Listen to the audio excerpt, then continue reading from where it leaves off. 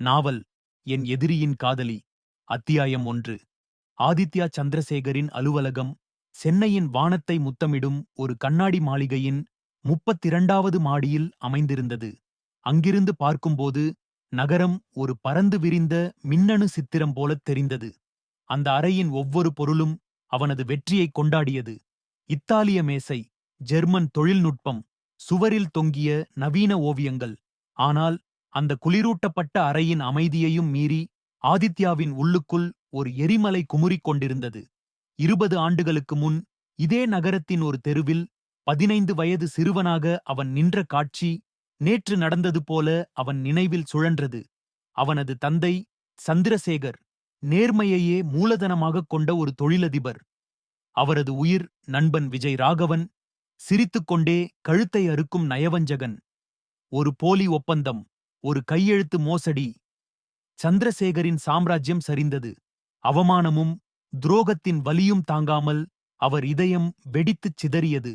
அந்த பெரிய பங்களாவிலிருந்து ஒரு அழுக்கான ஒற்றை அறை வீட்டுக்குச் சென்றதும் தாயின் தேய்ந்து போன புடவையும் அவள் சிந்திய கண்ணீரும் இறுதியில் அவள் உயிரை பறித்த நோயும் ஆதித்யாவின் மனதில் ஆறாத வடுக்களாகப் பதிந்திருந்தன. விஜய் ராகவன் என்ற பெயர் அவனுக்கு ஒரு பெயர்ச்சொல் அல்ல, அது ஒரு வினைச்சொல். அது துரோகத்தை குறித்தது, அழிவை குறித்தது. இன்று அதே விஜய் ராகவனின் VR கன்ஸ்ட்ரக்ஷன்ஸ் கட்டிடம் ஆதித்யாவின் ஜன்னலுக்கு வெளியே அகந்தையுடன் தலைநிமிர்ந்து நின்றது. அதை பார்க்கும் ஒவ்வொரு முறையும் அவன் பற்களைக் கடித்தான். அவன் சம்பாதித்த ஒவ்வொரு ரூபாயும் அந்த மாளிகையை தகர்க்கும் ஒரு உளியாகவே அவனுக்குத் தோன்றியது. விஜய் ராகவன் பொதுவெளியில் ஒரு மகாத்மாவைப் போல தோற்றமளித்தார். அறக்கட்டளைகள், நன்கொடைகள், அரசியல் செல்வாக்கு என அவர் தன்னைச் சுற்றி ஒரு பாதுகாப்புக் கோட்டையைக் கட்டியிருந்தார். அவரை சட்டத்தால் நெருங்குவது என்பது ஒரு மலையை வெறும் கைகளால் அசைப்பதைப் போன்றது. ஆதி, அவனோட பிசினஸை அழிக்கிறது சுலபம். ஆனா அவனை அழிக்கிறது கஷ்டம். அவனோட நிம்மதியை குலைக்கணும், அவனை ஒவ்வொரு நொடியும் சாகடிக்கணும் என்றான் சக்தி, ஆதித்யாவின் ஒரே நண்பன், அவனது நிழல். அதுக்குத்தான் ஒரு வழி கண்டுபிடிச்சிருக்கேன் என்றான் ஆதித்யா. அவனது கண்கள் ஒருவித கொடூர ஒளியுடன் மின்னின. அவனது மேசையில் ஒரு கோப்பு விரிந்திருந்தது. அதன் முன்பக்கத்தில் வர்ஷா என்று எழுதியிருந்தது. வர்ஷா விஜய் ராகவன். லண்டனில் கட்டிடக்கலையில் முதுகலைப் பட்டம் பெற்றவள். தந்தையின் கரை படிந்த சாம்ராஜ்யத்திலிருந்து விலகி கலையையும் அழகியலையும் மட்டுமே சுவாசிக்கும் ஒரு மென்மையான தேவதை. அவளது நேர்காணல்கள், படைப்புகள், புகைப்படங்கள் அனைத்தையும் ஆதித்யா ஒரு வேட்டைக்காரனின் நுணுக்கத்துடன் ஆராய்ந்தான். அவளுக்கு பிடித்த இசை, அவள் அடிக்கடி செல்லும் இடங்கள், அவளது கனவுகள் அனைத்தையும் மனப்பாடம் செய்தான். விஜய் ராகவனின் இரும்புக் கோட்டையின் ஒரே பலவீனம், ஒரே ஒரு மென்மையான பூ, வர்ஷாதான். அவனோட இதயத்தை உடைக்கணும்னா அவனோட இதயத்தையே நாம ஆயுதமாக்கணும் சக்தி என்றான். என்ன பண்ணப் போற? சக்தியின் குரலில் கவலை. ஒரு நாடகம், ஒரு மிக நீண்ட, மிக அழகான, மிக கொடூரமான நாடகம் நடத்தப் போறேன். அந்த நாடகத்தோட இறுதிக் காட்சியில அவனோட மகள் என் காலடியில கண்ணீரோட நிப்பா. அந்த காட்சிய பார்க்கிற ஒவ்வொரு நொடியும் விஜய் ராகவன் செத்துச் செத்துப் பிழைப்பான். இந்த திட்டத்தை கேட்டபோது சக்தி அதிர்ந்தான். இது ரொம்ப ஆபத்தான விளையாட்டு ஆதி. அந்த பொண்ணு பாவம். பாவம், பெரிய பாவம். என் அப்பாவும் அம்மாவும் கூடத்தான் என்ன பாவம் செய்தார்கள் என்றான் ஆதித்யா. அவனது குரல் இறுகியிருந்தது. வெந்தெழுந்த அனல் நெருப்பில் அவனது இதயம் உருகி குளிர்ந்து ஒரு கூர்மையான கத்தியாக மாறியிருந்தது. இத்திட்டத்தை செயலாக்க எண்ணினான் ஆதித்யா. அத்தியாயம் 2. சித்தரஞ்சன் கலைக்கூடம். சென்னையின் கலை ஆர்வலர்களின் சங்கமம். அன்று வர்ஷாவின் கட்டிடங்களின் ஆன்மா கண்காட்சியின் தொடக்க விழா. வர்ஷா ஒரு நீல நிறப் புடவையில் தன் படைப்புகளைப் பற்றி விளக்கியபோது அவளது முகத்தில் தெரிந்த பரவசம் அவள் அந்த வேலையை எவ்வளவு நேசிக்கிறாள் என்பதைக் காட்டியது. ஆதித்யா கூட்டத்தில் ஒருவனாக நின்று அவளை கவனித்தான். அவன் மனதிற்குள் ஒத்திகை பார்த்த வசனங்களை மறந்தான். ஒரு கணம் இந்த அப்பாவிப் பெண்ணை எப்படி நோகடிக்கப் போகிறோம் என்ற குற்ற உணர்ச்சி எட்டிப் பார்த்தது. மறுகணம் அவனது தந்தையின் மரண ஓலம் காதில் ஒலிக்க அவன் மீண்டும் இறுகினான். அவள் தனியாக இருந்தபோது அவளது புகழ்பெற்ற ஓவியமான காத்திருக்கும் பாலம் அருகே சென்றான். ஒரு பாலம் 2 கரைகளை இணைக்கிறது மட்டுமல்ல, அது பிரிவையும் ஏக்கத்தையும் கூடச் சொல்லும்னு உங்க ஓவியம் உணர்த்துது என்றான் ஆதித்யா. அவனது குரலில் கலையின் மீதுள்ள உண்மையான ஆர்வம் இருப்பது போல நடித்தான். வர்ஷா நிமிர்ந்தாள். அவனது தோற்றம், அவன் கண்கள், அவன் பேசிய விதம் எல்லாம் அவளை கவர்ந்தன. கலையை புரிஞ்சவங்க ரொம்ப குறைவு. நீங்க? நான் ஆதித்யா, ஒரு ரசிகன் என்றான் புன்னகையுடன். அந்தச் சந்திப்பு ஒரு கவிதையின் முதல் வரியைப் போல அழகாகத் தொடங்கியது.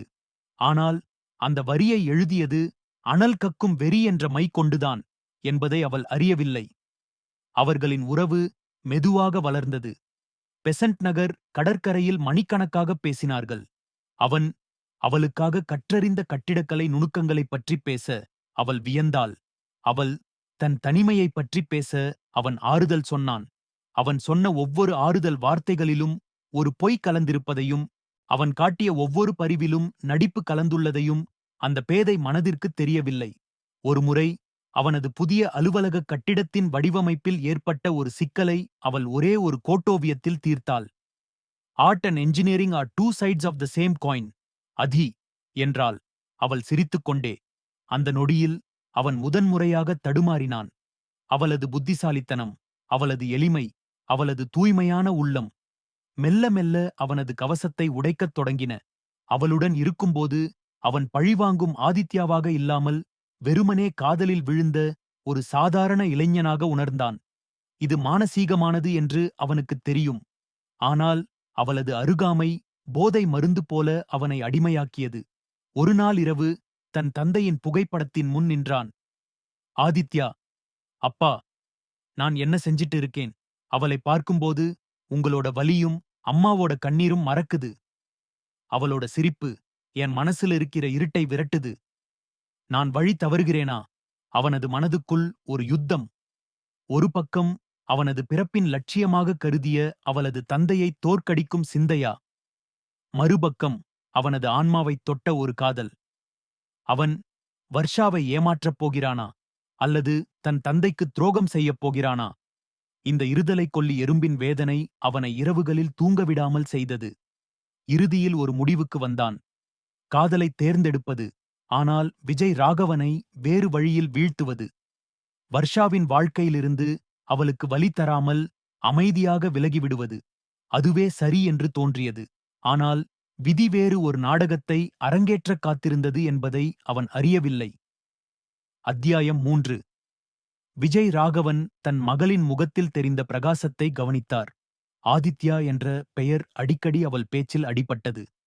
ஆரம்பத்தில் சாதாரணமாக எடுத்துக்கொண்டாலும் ஆதித்யாவின் மின்னல் வேக வளர்ச்சியும் அவன் தன் மகளிடம் காட்டும் அதீத நெருக்கமும் அவரது அனுபவப்பட்ட மனதில் சந்தேகப் பொறியை தட்டியது. இந்த ஆதித்யா யார்? அவரது விசாரணை தொடங்கியது. அவருக்கு உண்மை தெரிய வந்தபோது அவர் அதிர்ந்தார். ஆனால் அந்த அதிர்ச்சி சில வினாடிகள்தான். பிறகு அவரது முகத்தில் ஒரு குரூரமான, வஞ்சகம் நிறைந்த புன்னகை படர்ந்தது. என்னை வேட்டையாட வந்தவன் என் வலையிலேயே சிக்கியிருக்கிறான். இனி ஆட்டம் என் கையில் என்று கருவிக்கொண்டார் விஜய் ராகவன். அன்று வர்ஷாவின் பிறந்த நாள் வந்தது. ஆதித்யா அவளுக்கு ஒரு பெரிய விருந்து ஏற்பாடு செய்திருந்தான்.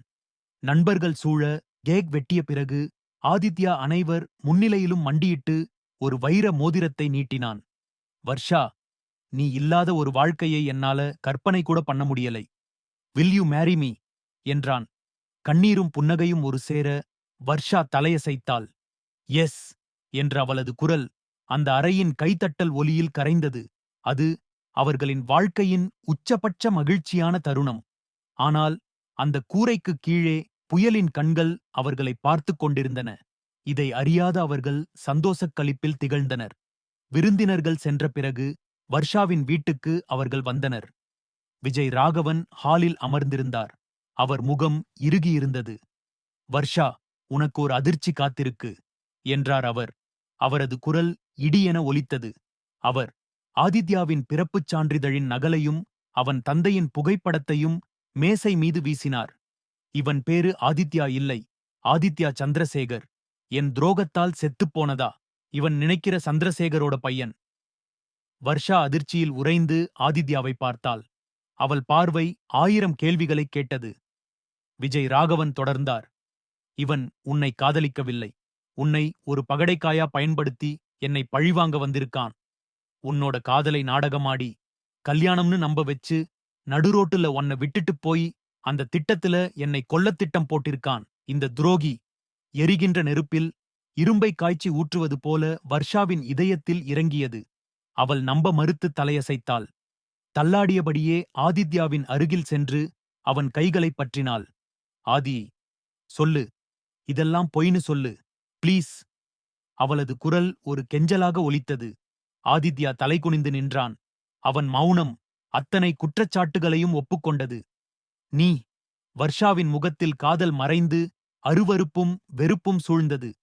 என் காதலை, என் நம்பிக்கையை, என் கனவுகளை எல்லாத்தையும் கொன்னுட்ட. நீ ஒரு துரோகி.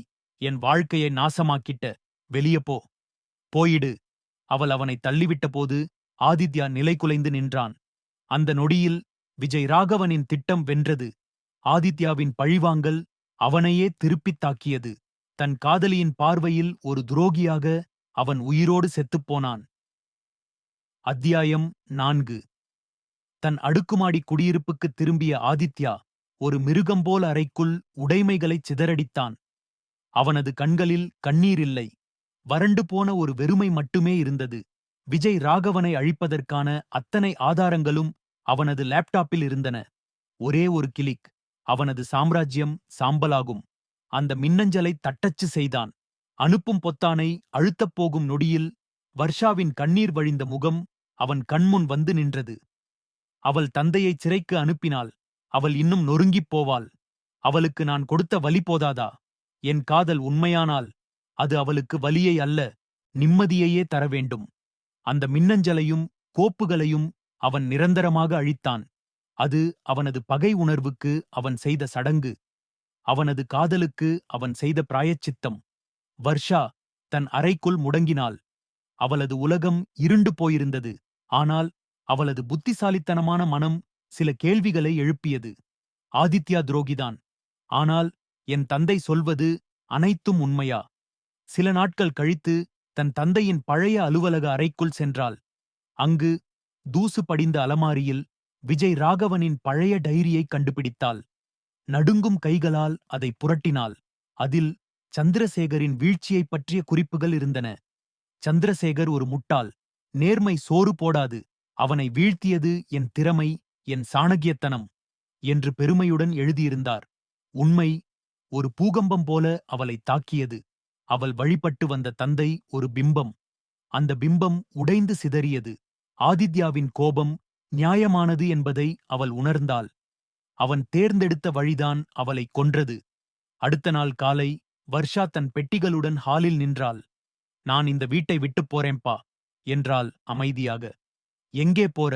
அந்த துரோகி கிட்டையா? இல்லை, உண்மைய தேடிப் போறேன். நீங்க சந்திரசேகர் அங்கிலுக்கு செஞ்ச துரோகம்தான் ஆதித்யாவை ஒரு மிருகமாக மாத்தியிருக்கு. நீங்களும் ஒரு துரோகிதான். 2 ஆண்களோட ஈகோவுல நசுக்கப்பட்டது என்னோட காதல் என்று சொல்லிவிட்டு அவள் அந்த மாளிகையை விட்டு வெளியேறினாள். முதல் முறையாக அவள் தன் சொந்தக் கால்களில் நிற்கப் புறப்பட்டாள். அத்தியாயம் 5. 6 மாதங்கள் கடந்தன. ஆதித்யா தன் கோடிக்கணக்கான சாம்ராஜ்யத்தை சக்தியிடம் ஒப்படைத்துவிட்டு கோவலத்திற்கு அருகேயுள்ள ஒரு சிறிய மீனவக் கிராமத்தில் வாழ்ந்து வந்தான். காலையில் மீன் பிடிக்கச் செல்வதும் மாலையில் கடலை பார்த்து அமர்ந்திருப்பதும் அவனது வழக்கமாக இருந்தது. அவனது முகத்தில் இருந்த இறுக்கம் தளர்ந்து ஒருவித அமைதி குடியேறியிருந்தது. ஆனால் வர்ஷாவின் நினைவு அவ்வப்போது வந்து போகும் கடல் அலையைப் போல அவனை தீண்டிக் கொண்டே இருந்தது. வர்ஷா சென்னையில் ஒரு சிறிய கட்டிடக்கலை நிறுவனத்தை தொடங்கியிருந்தாள். தனது தனித்துவமான வடிவமைப்புகளால் மெல்ல புகழ் பெற்றாள். அவள் வேலையில் மூழ்கி மனவலிகளை மறக்க முயன்றாள். ஆனால் தனிமையான இரவுகளில் ஆதித்யாவின் நினைவுகள் அவளை வதைத்தன. ஒரு மாலைப்பொழுதில் தன் வீட்டின் முன் அமர்ந்து அஸ்தமனச் சூரியனை பார்த்துக் கொண்டிருந்தான் ஆதித்யா. அப்போது ஒரு கார் அந்த மண் சாலையில் வந்து நின்றது. அதிலிருந்து இறங்கிய உருவத்தைப் பார்த்ததும் அவன் இதயம் ஒரு கணம் நின்று துடித்தது. வர்ஷா. அவள் மெல்ல அவனை நோக்கி நடந்து வந்தாள்.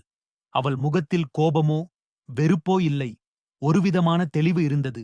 இருவரும் பேசிக்கொள்ளாமல் பல நிமிடங்கள் கடலையே பார்த்துக் கொண்டிருந்தனர். அந்த மௌனம் சொல்லப்படாத கதைகளையும் ஆறாத காயங்களையும் சுமந்து நின்றது. உன்னை மன்னிக்கிறதுக்காக நான் வரலை ஆதி, என்றாள் வர்ஷா அவனது மௌனத்தை கலைத்து. மன்னிக்கிற அளவுக்கு நான் இன்னும் பெரிய ஆள் ஆகலை. ஆனா உன்னை புரிஞ்சுக்க வந்திருக்கேன். அவள் தொடர்ந்தாள். நம்ம 2 பேருமே நம்ம அப்பாக்கள் செஞ்ச தவறுகளோட நிழல்ல தான் வாழ்ந்திருக்கோம். அவங்களோட கோபதாபங்களில் நாம வெறும் கதாபாத்திரங்களா இருந்திருக்கோம். இனி அந்த நாடகத்துக்கு முற்றுப்புள்ளி வைக்கணும். ஆதித்யாவின் கண்களிலிருந்து நீர் வழிந்தது. பல மாதங்களுக்குப் பிறகு அவன் அழுத முதல் கண்ணீர் அது. நான் செஞ்ச துரோகத்துக்கு மன்னிப்பே கிடையாது வர்ஷா. ஆனா நான் உன்னை நேசிச்சது உண்மை. அந்த உண்மைய மட்டும் நம்பு.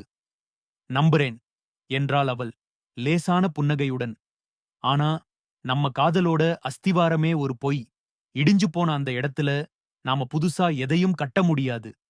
அவள் ஒரு கணம் நிறுத்தி அவனை நேராகப் பார்த்தாள். ஆனா நாம 2 பேரும் சேர்ந்து ஒரு புதிய இடத்துல, உண்மையோட அஸ்திவாரத்துல புதிய ஒரு வாழ்க்கையை ஆரம்பிக்கலாம்.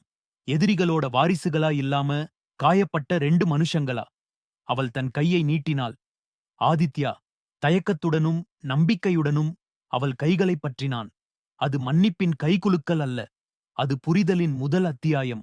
சிதைந்து போன அவர்களின் கடந்த காலத்தின் மீது ஒரு மெல்லிய நம்பிக்கையின் கீற்று துளிர்த்தது. புயல் ஓய்ந்திருந்தது. இனி வசந்தம் மெதுவாகத் தொடங்க வேண்டும். நாவல் முற்று. இக்கதை பிடித்திருந்தால் லைக் அண்ட் ஷேர் பண்ணுங்கள். இது போன்ற கதைகளை மீண்டும் மீண்டும் கேட்க விரும்பினால் எமது சேனலை சப்ஸ்கிரைப் பண்ணுங்கள்.